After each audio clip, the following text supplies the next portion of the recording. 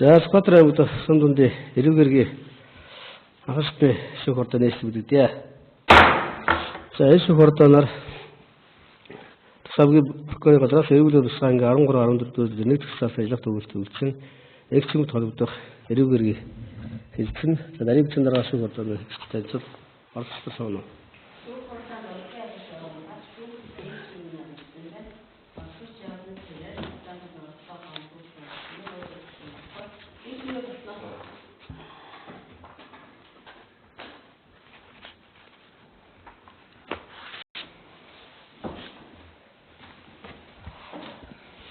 За шүүх ордон оролцож хүмүүс бүгдээс хуралдаа үргэлжлэнэ.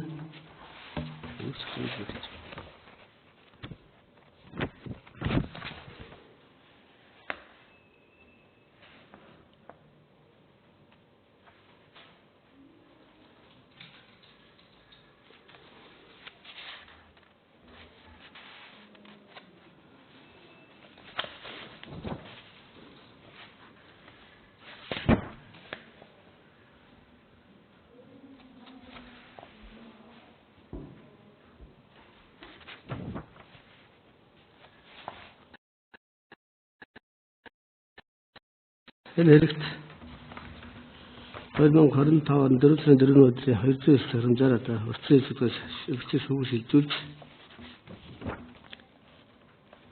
тэмрэг асуудал хэлцгээр шийдвэр гаргасан. За тухайн асуудалтай холбоотойгоор төвшүүгээс одоо хөтөлбөрийн зэвсэгтэл албатаараа хөргүүлсэн. Өстөгөө тэгэхээр албатарын хариуд албаасаа эргүүлэхдээ тухайн одоо хэрэг эрүүгийн тусгайн 17 13 14 нэг төгсгөл маргаа үүсгэсэн гэсэн тайлбар хөлж юунэслээ гэсэн албасны албан тоод ирэг байна. Энэ асуудал дээр прокурор асар санал байна. Санал байхгүй наа шүгч. Хордоны үргэлжлэл явуулах юм аа. Тэнтэй холбоотой.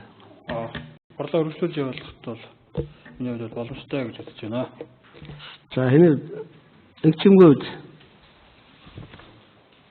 экчтэй байна.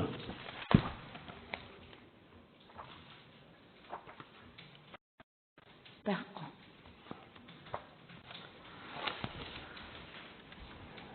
За шүүх ордоныг дээд танилцуулъя.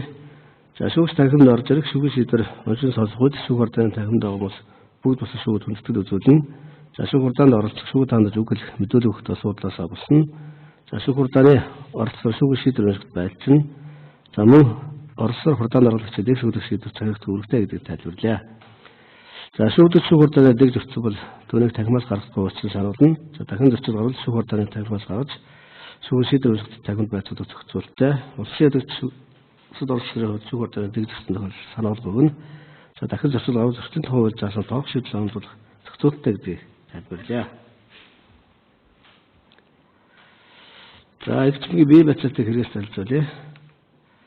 За Завсран ургийн огт Бачиргадын нэг цэмэг Монгол улсын иргэн 1986 оны 9 сарын 28-ны өдөр төрсөн 39 настай эрэгтэй дээд боловсролтой багш мөрөжилтэй Сквадрын дарин сумын солин бид багш ажилтай ам бол 5 нөхөр хүүхдтэй амт дарин сумын 4-р агт оршин суух хаягтай зөөр дэрүүгийн харилцаа хүлээж байгаагүй. За регистрийн дугаар LU86 T92825 гэсэн байна. За бие бацаа зөв. Зөв байна. За прокурорын ядах төвлөлтийг гарч танилцсан уу? Танилцсан. За шүүх ордоны сквадрын ахстай шүүх ерхий шүүгчсэн буюу бид авч за шүүх ордоны 8 дарга номын Эрдэнэ улсын бэлчээр хэмжээ прокурор Гомбот шүүгдэж экчмийн нарын орцууд энэ шүүх ордонд явуулж байна. За шүүх ордоны бүрэлдэхүүн оролцох эдгээр хүмүүстэй гэрэл гишүүн болон шатан дөртэй холбоотой тухайрыг барааны шийдвэрлэхэд асуурналын болон хэргийн шударга шийдвэрлэхэд эргэлзээ өгөх үзэл байна гэж бол оролцдог татгалзах хэрэгтэй. За улсын татгалзах байна уу? Татгалзах байхгүй байна. За экчим татгалзах юм байна уу? Энэ хүмүүсээс байхгүй. За экчимгийн шүүх ордонд эрүүгийн шүүгдэгчээр оролцож байгаа. За шүүгдэгчид эрүүгийн шийдвэрлэх болъё. 7-р бүлэгтээс эрхүүрийг хүлээж оролцсон. Тэгэхээр ямар эрхүүр хүлээх юм бэ гэдгийг тайлбарлая. За ямар хэрэг шүүгдэж байгаа мэд хэрэгтэй. Сонсож байгаа ял эрүүгийн харилцааны талаар тайлбар гаргах хэрэгтэй.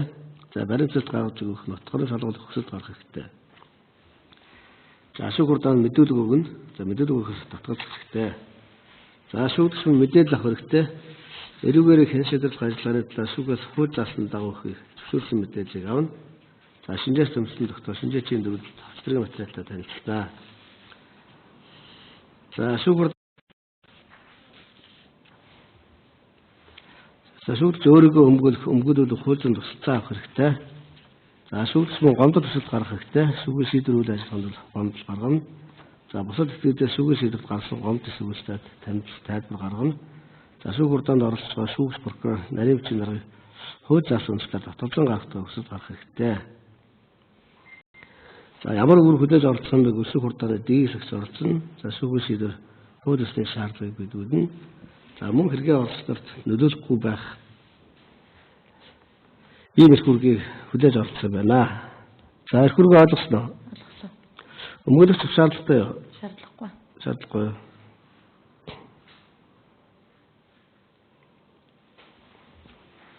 За шүүхийн хэлцүүлэг ихсээс танад гаргаж өгнө. Санал хүсэлт томцгоор байна уу? Шинээр гарах. Байхгүй наа.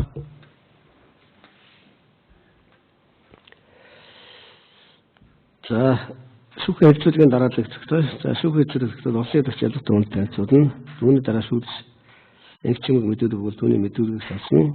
За дараа нь хавцлах тавгчин бичгийн нутганд шинжилгээ судлах дараалал болно.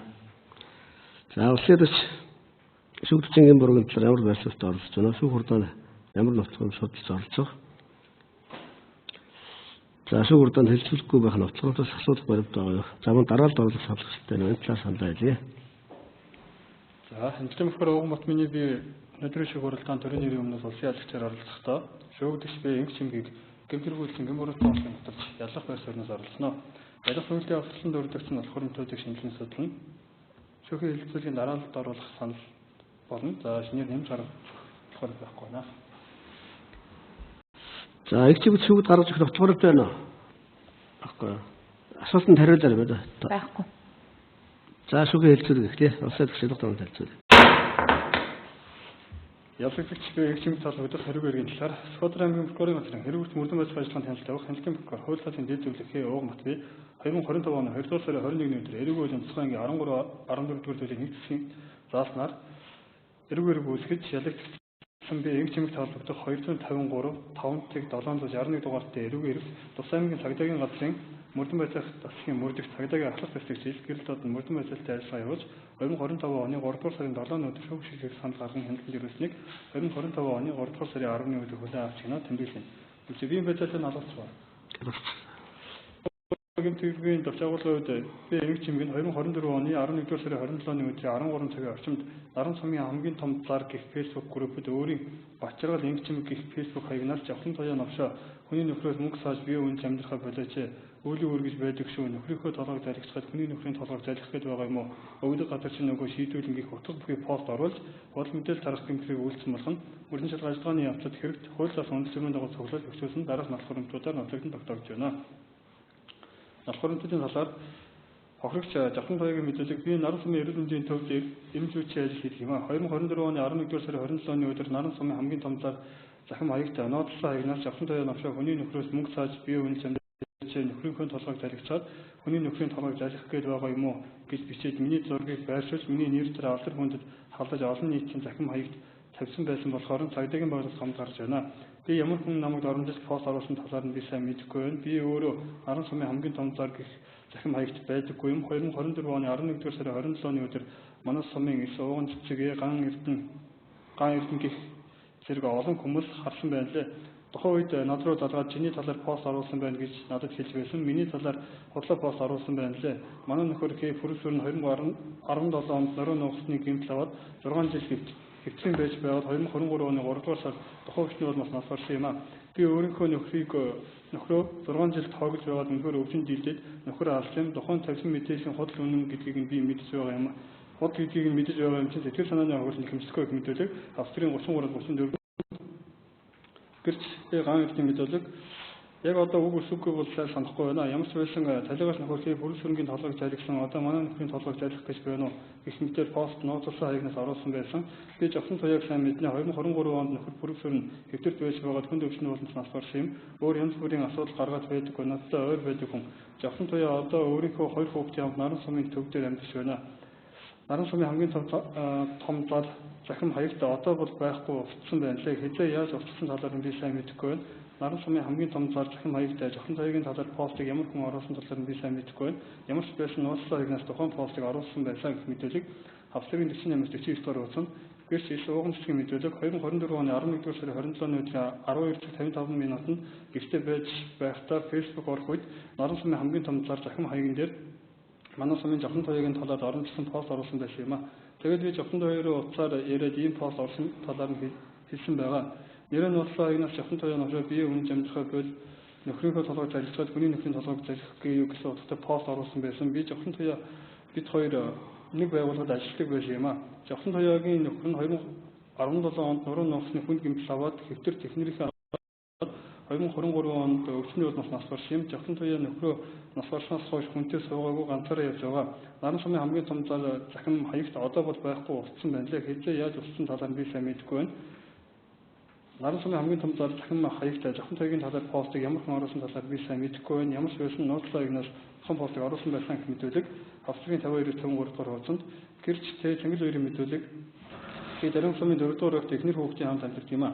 2023 оны 8 дугаар сарын эхээр наран суманд байх жавхан туяагийн хүнээс мөнгө төлөөд тухайн үедээ бодоолгүй өгсөн юм. Дараа нь хааганц мөнгөний хэрэг гарсан үедээ жавхан туяа руу яриад мөнгө төлдөг юм а. Жавхан туяаг би яаж таньдаг вэ гэхээр бид хоёр 10 жилдээ нэг ангид сурч байсан хүмүүс юм а.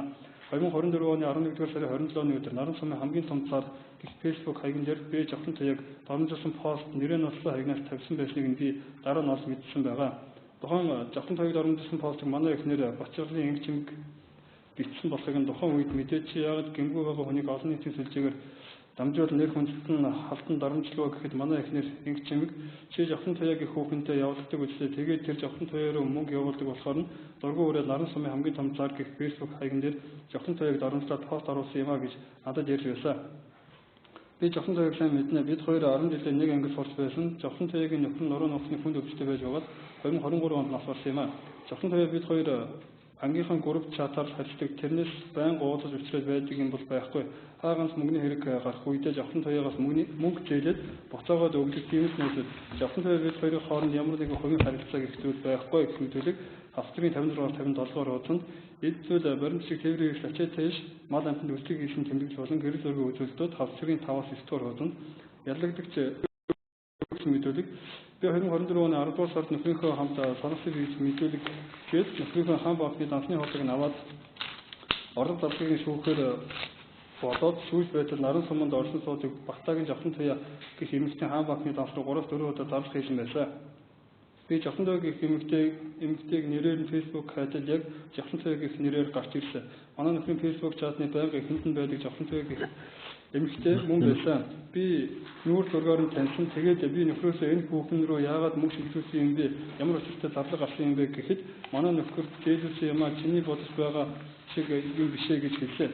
Өөр надад юу ч хэлээгүй гэрээсээ гараад явчихсан. Тэгэхээр би жавхан туяа гэх эмэгтэй улсын дугаарыг нь олоод өөрийнхөө утсаар залгаад чи яагаад манай нөхрөөс мөнгө авсан юм бэ гэж асуухад жавхан туяа гэх эмэгтэй би дээлүүлсэн мөнгө авсан гэх зүйл хэлээд тухайн эмэгтэйг намайг чи нөхрөө хайрлаж явж чи чинь өөрөө болдоггүй гэсэн бидтэй гих мэтэр хэл амар дарамжилсан. Тэгэхээр нь би жавхан туяагаас чи манай нөхөр рүү мөнгө шилжүүлсэн баримтаа зансныхаа хуулийг харуулж тэгвэл санаа амраа гэр бүлтэйгээ үлдмээр байна гэхэд жавхан туяа нь харуулна гэж хэлээд утсаа зогсоод миний утсыг блок хийчихсэн. 2024 оны 11-р сарын 27-ны өдрийн 13 цагийн орчим жавхан туяагийн зургийг Facebook-ээс нь татаж аваад нөхрийнхөө хаан банкны жавхан туяагийн данс руу мөнгө шилжүүлсэн хуулганы зурагтай хамт наран сумын хамгийн том зар гэх Facebook группт өөрийн Бачаал инг чимэг гэх Facebook хаягнаас жавхан туяа нөхрөө хүний нөхрөөс мөнгө сааж бие үнэ амьдрахаа болооч үүлийг үргэж байдаг шүү. Нөхрийнхөө толгойг залгичаад хүний нөхрийн толгойг залгих гээд байгаа юм уу? Өгдөг газар чинь үг чийдүүлэх их утгатай нийтлээ. Би жавхан туяа гэх эмэгтэй талаар харуулсан хол мэдээлэл өөрийнхөө захим хаягнаас наран сумын хамгийн том зар гисэн группт нийтэлж тараасан. би хүний нэр хүндэд халдсан мэдээлэл нийцсэн үйлдэлийг бүрэн хүлээмжшүүлж байна. Би хийсэн хэрэгтэйг хэмжиж байна. Би жохон тоёог бие үнэлдэг эсхийг нь мэдэхгүй. Түүнээс би тохон эмэгтэйг бие үнэлээд явж байхыг нь хараагүй мэдэхгүй. Би Бачиргал Энгчим гэсэн нэртэй Facebook аккаунтаа ашигладаг. Одоо ч ашигласаар байна гэх мэдүүлэг австрийн 76-аас 79 дугаар хуудас зэрэг нас баримтууд авагдсан байна. Хэрвээ цуглуулсан дээрх нас баримтуудаас дүгнж үзэхэд Иргэн Б Энгчим 2024 оны 11-р сарын 27 оны өдрийн 13 цагийн орчимд наран сумын хамгийн том зар гэх Facebook группэд өөрийн Бачиргал Энгчим Facebook хаягнаас жохон тоёгийн пост оруулсан болсон нотлогдсон тогтоогдож байна. Худал мэдээлэл тараах гэмт хэрэг нь хүний нэр төр алдар хүнд хуулийн этгээдийн ажил хэргийн нэр хүндийг гутаанд оромжуулсан агуулга харин их худал мэдээллийг олон нийтэд тараасан үйлдэл ойлгох зохих юм а. Эргүү үеийн тусгай ангийн 13-14 дугаар зүйл заасан худал мэдээлэл тараах гэмт хэрэг нь нэр хүндэд халдсан эд худал мэдээллийг олон нийтэд тараасан гэж объектив талын шинжээр нь тодорхойлогдсон эд худал мэдээлэл гэсэн ойлголтод зарим тохиолдолд тодорхой үйл баримт болсон үйл явдал үнэлэлт дүгнэлт өгсөн шүүмжилсэн тодорхой үнэлэл бий. Боловч ингэх явцдаа нэр хүндийг гутаасан түүнд халдсан бодит баримтыг бүрэн гүйцэд бас алдаатай мэдээлэл тараасныг хамааруулж ойлгох юм а. Уг хүний мэдээллийн тухай хуулийн 4-р зүйлийн 4.1-т зааснаар хувийн мэдээлэл гэж хүний эмчиг мэдээлэл болон хүний эцэг эхийн нэр, өөрийн нэр, төрсэн он сар өдөр, төрсэн газар, оршин суугаа газрын хаяг, байшин, иргэний бүртгэлийн дугаар, бүрэнх боловсрол гишүүнчлээ захин тодорхойлогч хүний шууд болон шууд бусаар тодорхойлох эсвэл тодорхойлох боломжтой бусад мэдээллийг хэлнэ. 4.12-д хүний эмчиг мэдээлэл гэж хүний үндэс угсаа шашин шүтлэг итгэл, үнэмшил, эрүүл мэнд, загтал харилцаа, генетик болон биометрик мэдээлэл болон тоон гарын үсэг, хувийн түлхүүр, ял эдэлж байгаа болон ял эдэлж байсан бэлгэн болон хүүсийн чиг баримжаа илэрхийлэл, бэлгийн харьцааны талаарх мэдээллийг хэлнэ гэж тусдаа тодорхойлсон байна.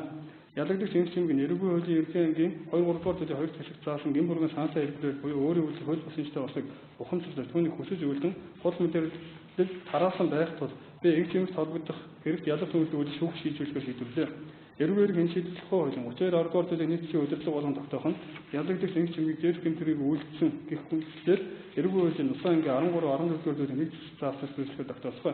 Ялагдагч би эмчимэгт холбогдох 253-5-761 дугаартай эрүүгийн иргэд харьяалын дугаар Улаанбаатар аймгийн Сум дундын анхан шашны сүлж үздэг. Ялах төвлөрсөн хяналтын прокурор хууль цаатын дэд зөвлөхөө өгмөц. За улсын хүчээр ялах төвөнд тарьцуулсан ойлгомжтой. Ойлгомжтой. Асуулт тодорхойлсон дээ. Манай нөхрийн мэдүүлэг худлаа байна. Надад тийм юм яриаггүй. За. Юу ч яриаггүй. За өөрөө чинь эргүүлээд 13-14 заасан гэмтрэг ялах төвд шүүгд ирүүлсэн байдаг. Улсын хүчээс ялах төвд тарьцууллаа. За одоо тухайн асуудалтай холбоотой асуудлыг ярина. За энэ одоо гэдрэг үйлчлэг үйлдэг ментлэр өөрийнхөө төгөлд өгөөрэй. За манай нөхөр бол жоохон хүүхэмсэг. Одоо өмнө нь иймэрхүү асуудал гарч ирсэн учраас би өөрөө бүр тэр юунд баттай бас хууртай тиймэрхүү бодолтой байсан. Тэр нь л миний буруу. За тэгээд энэ хоёр жил гарны өмнө чатанд байсан. Чатанд байнга энэ цэнгэл хоёрын чатны ихэнд завтлан туяа байнга байдаг байсан. Тэгээ би тэрийг асуудаг. Асуухаар юу ч хэлдэггүй. Чамд хамаагүй гिचгээд би болохоор 2-т нэм 3-т нь байдаг байсан. Тэгээд надад нотлох баримт байсан. Гэвч би уснасаа устгуулсан. Одоо ингээд би нотлох баримтгуудаа ингээд өнөөдөр буруутан болчихлоо. Тэгээд завхлан туяаг бол би одоо ингээд захим олон нийтийн сүлжээнд тэгж бичсэн нь миний буруу. Тэгээ би одоо 3 хүүхдээ өөрөө хувцлаж хооллдог учраас намайг одоо баг ял оногдуулаач гэж хүсэж байна. За, сэрэстэнд тодорхойлж байгаа. За гэмгээ хэдэн тодорхойлох асуулт байна. За таны ашиглаж байгаа аккаунт тухайн үед буюу 2024 оны 11 сарын 27-ны 13 цагийн орчимд Наран сумын хамгийн том зар гэх Facebook зарын группэд энэ тухайн постыг ямар аккаунт хаягнаас оруулсан? Батжаргал Энгчимэг. Одоо Батжаргал Энгчимэгийг одоо ашиглаж байгаа юу? Энэ таны хаяг уу? Ашиглаж байгаа. Би өөрөө 5 минутын дараа устгасан. Би хаягнаас бол ер нь бол бичсэн гэдэг. За тэгэхээр Жавхан Туяа гэдэг хүнийг ер нь та таних юм уу? Нэг сумын хүмүүс юм уу? Юу юм? Ямар ч юм юм? Жил гарны өмнө харин тэр нөгөө постн дээрээс нөхрийн чатан дээрээс зургийг л харж ирсэн. Эсвэл ямар нэгэн байдлаар одоо өмнө нь танихгүй байдлаар одоо ингээд одоо нүүр шууд уулзж ирсэн тохиол байгаа юм. байхгүй.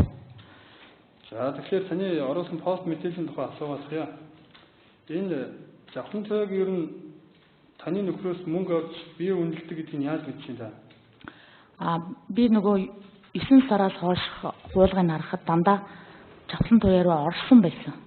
За.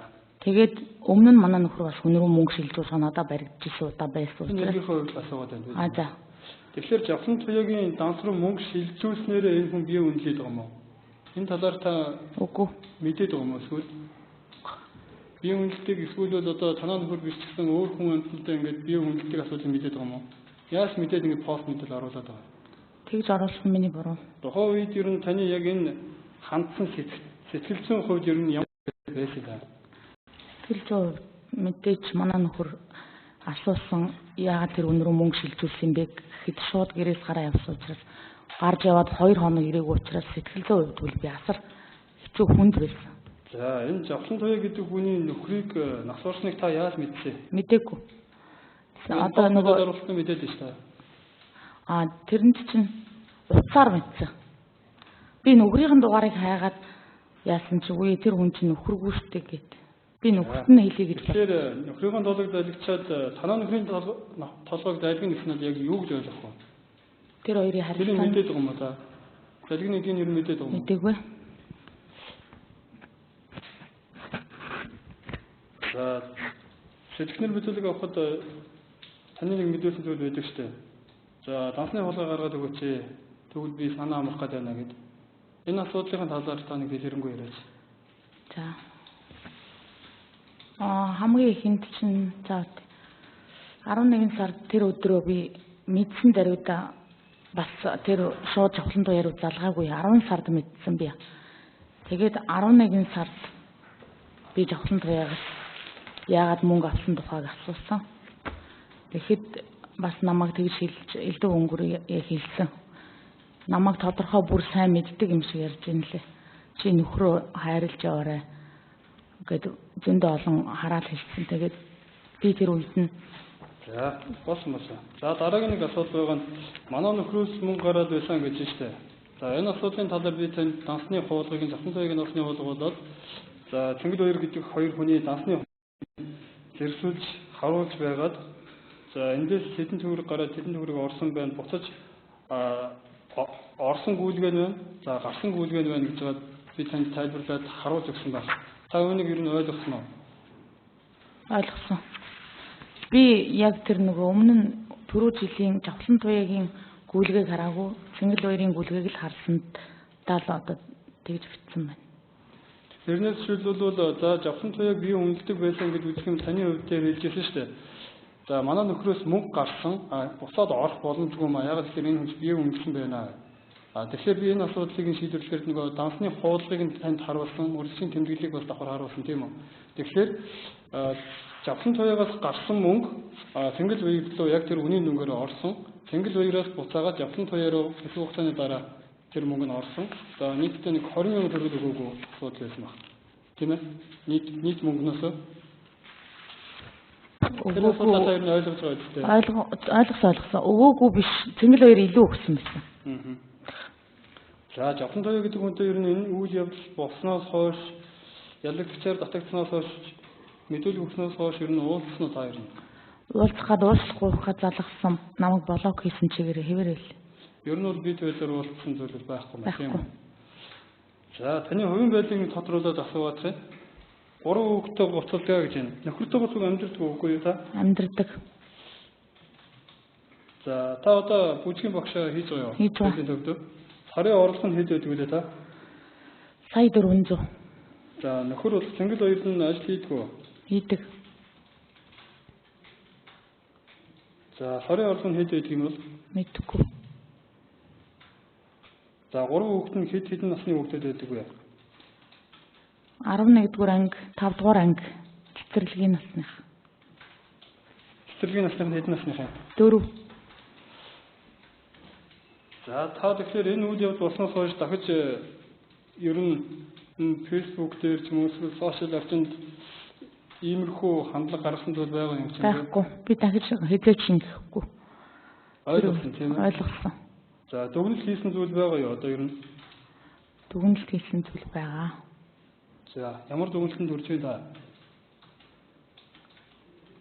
Дахиж олон нийтийн сүлжээнд ингэж юм пост оруулахгүй. За одоогоор өөр асуудал байна шүү. За хэрэг тавсан бичиг бодлогыг судлаа. За Скотрамын өсгөрийн өдрийн хэрэг бүрт мөрдөн байдлын ажиллагаанд танилцдаг хяналтын болохоор ХО Матвей ялагдагч буй эмч чимэгт холбогдох 253 5 цаг 761 дугаартай эрэг үргийн шүүх хурлаанд улсын лагчаар оролцолтой австрийн материалаас дараах маш баримтуудыг шинжлэн судална.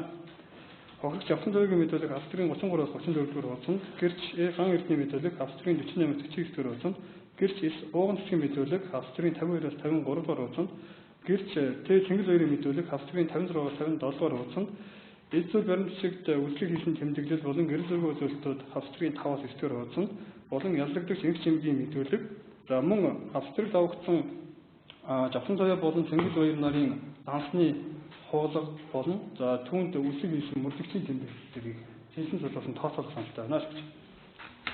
За эмч чимэгт хэрэгээ судлуулах зүйл байна уу? Судлуулах. Тэгээ уншуулах зүйл байна уу? Байхгүй. Баггүй юу. За шүүх хэлцэлийг дуусгая. За шүүгчийн гэмрүүг асуудал хэлцээ. Усад гэмрүүг дүгнэлтээ гаргана. Улсын лагчийн дүгнэлт 2025 оны 4 сарын 16-ны өдөр гэн буруутай тооцоолох тухай Скотрамын прокурорын өдрийн хэрэг бүрт мөрдөн байдлын ажиллагаанд хяналт тавих хяналтын прокурор хууль цаазын дэд зөвлөх ХО Матвей прокурорын хуулийн 17 19 дугаар зүйл эрэг үеийн хүн шийдвэрлэх хуулийн 34 7 35 22 дугаар зүйлийн нэг төсвийг тус удирдлага болон эрэг үеийн 13 14 дугаар зүйлийн нэг төсвийг зааснаар гэн тэрэг үйлчлэн эмч чимэгт холбогдох 253 5 цаг 761 дугаартай эрэг үеийн шүүх хурлаанд улсын лагчаар оролцсон дараах дүгнэлтээ гаргаж байна. Шүүгдэгч эмч чимэг нь 2024 оны 11 сарын 27-ны өдөр 13 цагийн орчимд Скотрамын наран сумын хамгийн том зар гэх Facebook группт өөрийн бачрал эмч чимэг гэх Facebook хаягнаас Жавхан заяа навшаа хүний нөхрөөс мөнгө салж бие үнэ амьдрах болооч үеийн үргэлж байдаг шүү нөхрийн толгойд залгичаад хүний нөхрийн толгойд залгих гээд байгаа мó өгдөг газар чинь үг чийдүүлнэ гэх утга буй пост оруулж худал мэдээлэл гаргах гэмт хэрэг үүссэн байна. Мөрдөн шалгалт ажиллагааны явцад хууль заасан үндэс журмын дагуу тоглуулж хавсарт гэгчүүлсэн. Түүнчлэн шүүх хурлааны хэлцүүлгийн үед талуудын шинжилэн судалсан нотгоронтуудаар шүүгдэгч бэ эмч чимгийн өөрийн үйлдлийн хууль бус шинжилтэй болохыг ухамсарлаж түүнийг хүсэж үйлдсэн гэн буруугийн санаа тайлбартай хүндлэлтэй байна. Шүүгдэгч эмч чимгийн дээр тэмдэргийг үйлдсэн болох нь хохирогч Жавхан цайгийн мэдүүлэг болон гэрч ган эрдэнэ ууган цэцэг Цэнгэл хоёр нарын мэдүүлэг болон эцүүд үйлчлэг хийсэн тэмдэглэл болон гэрэл зургийн үзүүлэлтүүд банкны давалгаа болон түүнд хийсэн мөрдөгчийн тэмдэглэл зэргээр болон өнөөдрийн шүүх хурлын хэлцүүлгээр дээр ноцлогдсон тогтоогдож байна. Хуулийн үндэслэлийн үед эмч чимгийн үйлчлэн гэмт хэрэг нь эрэг үеийг давагдсан болон гэн буруутай эрхийг нь тогтоох шүүх хурлааны хэлцүүлгээр шинжилэн судалсан нотгоронтуудаар ноцлогдсон тогтоогдож байхын дээр гол мэдээлэл тарах гэмт хэрэг нь хүний нэр төр алдар хүнд хуулийн этгээдийн ажил хэргийн нэр хүндийг гутаанд оромжлох агуулгатай бол харин илт худал мэдээллийг олон нийтэд тараасан үйлийг ойлгох байх юм аа. Эрэг үеийн цаангийн 13 14 дугаар зүйл заасан худал мэдээлэл тарах гэмт хэрэг нь нэр төр алдар хүнд илт худал мэдээллийг олон нийтэд тараасан гэж энэ дээр тодорхойлогдсон. Илт худал мэдээлэл гэсэн ойлголтод зарим тохиолдолд тодорхой үйл баримт босон үйл явдал үнэлэлт өгнөл зөвсөн шүүмжилсэн тодорхой үйл үндэслэл бүхий боловч ингэх явцдаа хүний нэр хүндийг гутаасан түүнд халдсан бодит баримтыг бүрэн бус алдаатай мэдээлэл харуулсныг хамааруулан ойлгох юм аа. Ийм шүүгдэгчтэй эмч чимгийг эрэг үеийн цаангийн 13 14 дугаар зүйлийн нэг төслийг заасан худал мэдээлэл харах гэмт хэргийг үйлчлэн гэн буруутай тооцоолох саналыг гаргаж байна. За улсын бичгийн зүгээс эмч чимгийг эрэг үеийн цаангийн 13 14 нэг заасан тэмдэрэг үзэн гэн буруутай тооцох юм дүгнэлтийг гаргаж байна. За өөрөөр хэлбэл хэргийн үйл баримт болон хэргийн зөвчлөлийг хүлээн зөвшөөрч байгаа энэ талаар өөрийнхөө саналаа хэлье. За би олон нийтийн сүлжээнд хүн тэгж өгсөн миний буруу.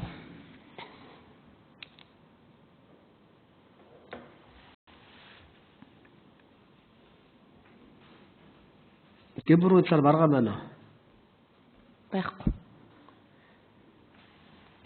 За шүүх шийдвэр гаргана. Шүүхтаа завсарлаа.